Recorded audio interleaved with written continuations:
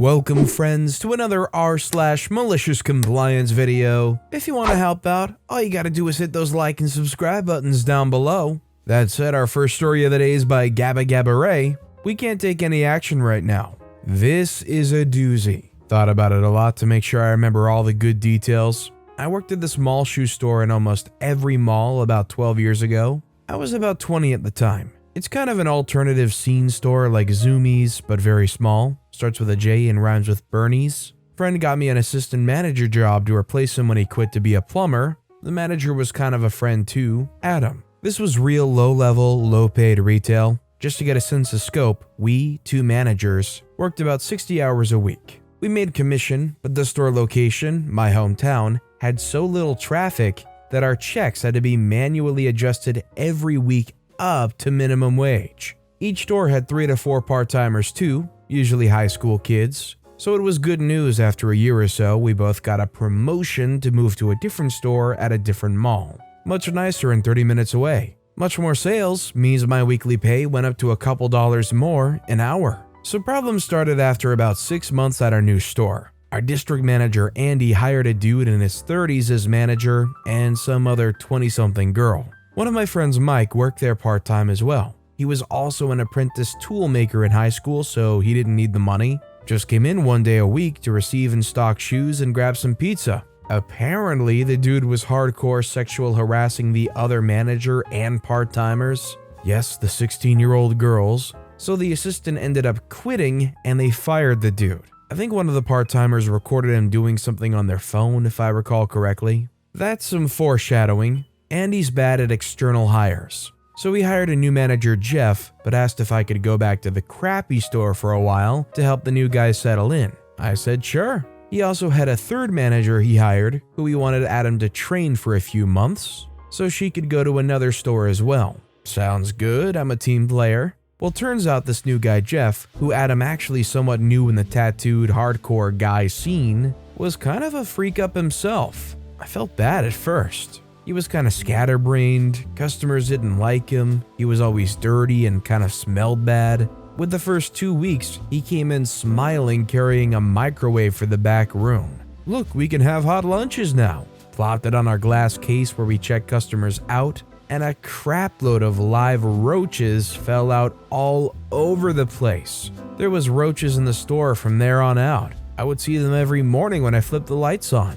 Great, now I don't want to bring my own food here. Then bad stuff starts happening. He would start coming in a couple hours late when I opened the store. Not a huge deal, just annoying as freak. I generally wouldn't get to eat breakfast, so lunch would get pushed back a couple hours so I could leave the store. Yes, you couldn't shut the gate and go to the food court. The mall would call our DM Andy and tell him we closed outside of hours. Do it occasionally or even open late after 10 a.m. and they can fine our store, which means we'd get written up for sure. He would even call out sometimes, which means I would work 2 or 3 doubles in a week. This is supposed to only happen once. Managers get 1 day off during the week, so the other person has to work 9 to 9:30. Part-timers didn't come in until 5 usually, so you're crap out of luck. It's very irritating to have it sprung on you several times. Remember, we're also salary, so no overtime. I would also be on the receiving end of unhappy emails from corporate. When Jeff would open, he would come in late and occasionally forget to deposit the cash sales for the day in the sealed envelope to the bank.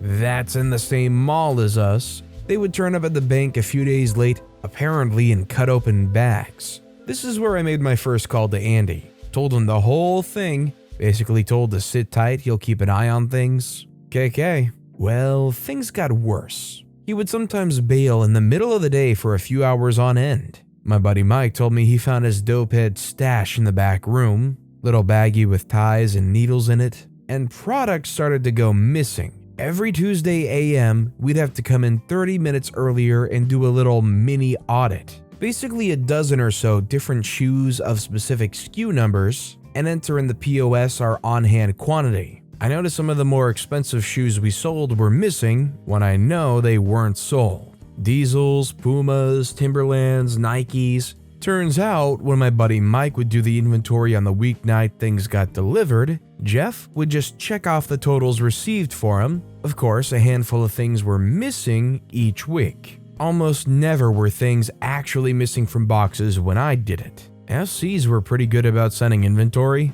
I knew this was going to be bad news. I knew the mini audits were used to pick up on internal theft. We also had a yearly audit that was coming in 6 or so months. Basically, you count every item in the store to account for missing and stolen stuff. 1.5% product loss is considered very bad and could result in us getting written up.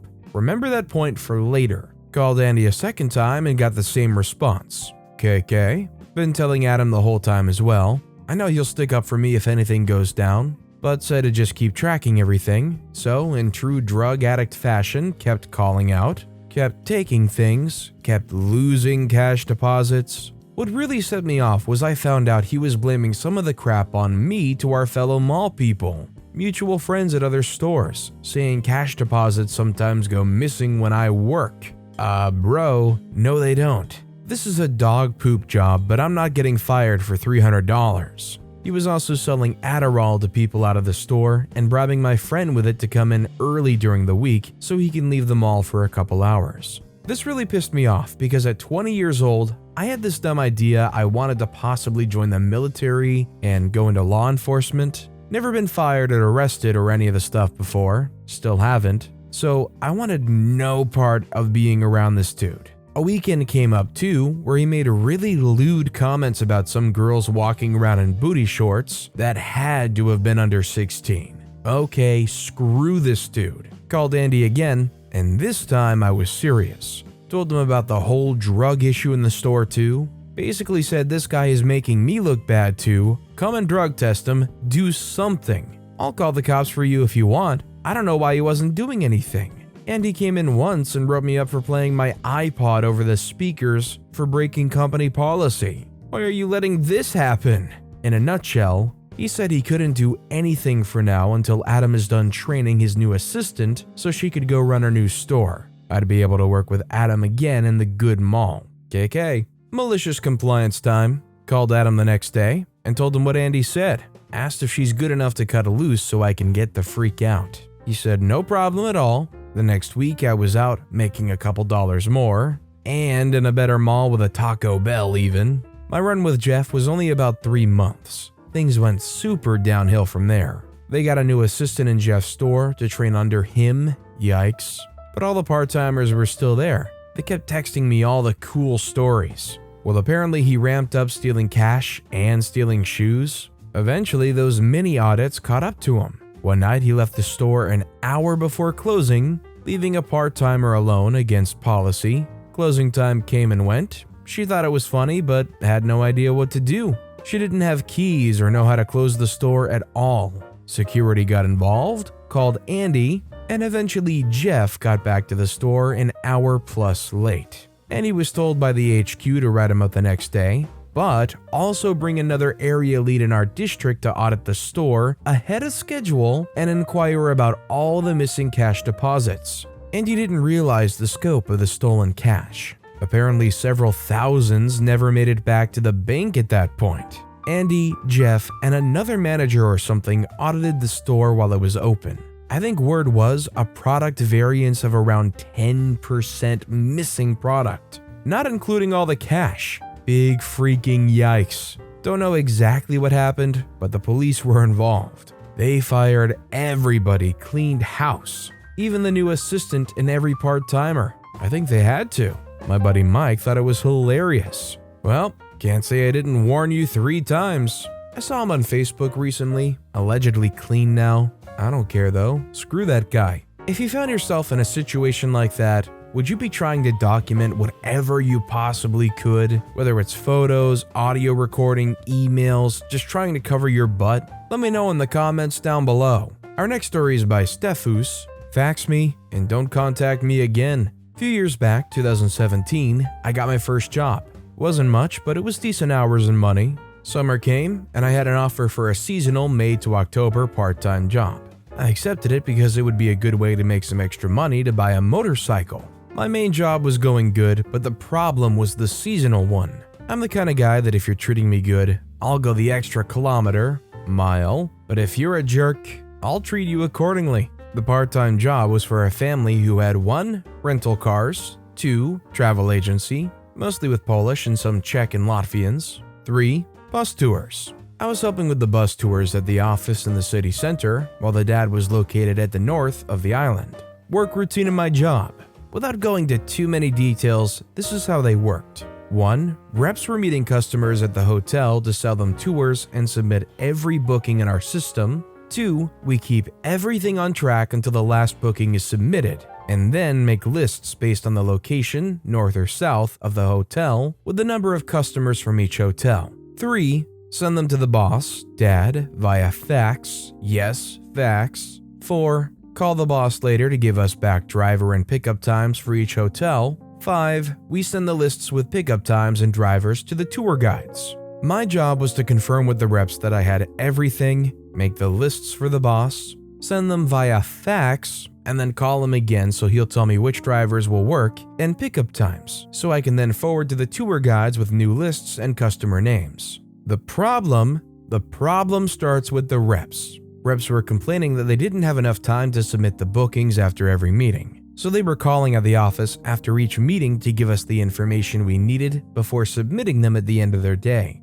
Of course, every single time they were submitting more bookings than the one they told us on the phone, but that's not relevant. Malicious compliance, it's August if I recall correctly, Sunday around 1800 when the jerk boss calls me and yells that he needs the lists etc. I reply calmly that I had to do everything by hand, call every single rep and write down all the bookings, because reps didn't submit anything in the system, and that I'll call him back in 10 minutes with the lists. He replied, "Send me a fax and don't contact me again." So I did. 1820, I sent him the lists. Usually I called him so I can continue my job, but he told me not to contact him again that day. At 2030, I didn't have any news, but it was half an hour before my shift. So what I did, I made some lists based on my experience, and I sent them to the guides without pickup times and drivers. 2100, I turn off everything, lock the door, and head off to my home. The next morning around 6 a.m. was chaos. Everyone was calling to find information that was missing. I guess he was contacted more than once that morning. Customers were complaining for delays, etc., with some of them asking for a refund or discount, with extra complaints to their travel agency back in their country. When I came in for my shift the next day, his daughter asked me what happened, and I replied with a relaxed tone, "Your dad told me not to contact him again," and continued my job. From that day on, he made sure I had everything I need on time. I mean, in general, I don't blame OP for what they did, just because, if somebody's gonna act like that and be a total jerk, you don't want to make it easy for them anyways. So it's especially easy when they lob up a nice little softball for you to make things really, really hard on them. And our final story of the day is by BittyBody22. That's what you want? Okay. I've recently started working the sandwich line at the cafe I work at, and my coworker's been deemed a runt by basically everyone, but I gave her the benefit of the doubt. Until the other day. It's a small area, so if you need something from the inside, cheese, lettuce, spices, bacon, etc., and you're on the outside, you have to ask. I asked for a to-go mug and got a, "I mean, you can get it yourself" comment. The rest of the shift, I walked behind her, reached over her, etc. for anything I needed, drove her nuts, and she finally started handing me things. She's also a ticket hog and would take 3 at a time, only leaving me with 1 and then having nothing to do. So I walked off to get some water and got hit with a, "You can do something while you wait" comment. So I said I'd prepare her plates so she could put the sandwich down when she was done. Was told quickly that that was a big no-no for her. So when she hogged the next 3 tickets, I walked off minding my own business and heard, "I mean, you can take the grilled cheese out of the oven." So I did, but did I plate it? Nah. She got upset, but I told her since she didn't want me making her plates, I didn't want to upset her. Pretty sure she hates me now, but I smile every time I get on her nerves or use her own logic against her. Yeah, I mean, when you hear of a coworker like this that just totally tanks and is a hypocrite and is just frustrating to work with, there's definitely a good solid word that comes to most people's minds. But I'll leave that up to you guys. With that being said, that's all the time we have for today. So of all 3 of these stories that I've read for you today, which one was your personal favorite and why? Let me know in the comments down below. And if you haven't yet, if you could like and subscribe, that would mean a lot to me. Whatever you do, whether it's liking, subscribing, turning notifications on, all of it helps grow this channel and I appreciate the heck out of it. So until next time, I'll see you all tomorrow with some more stories.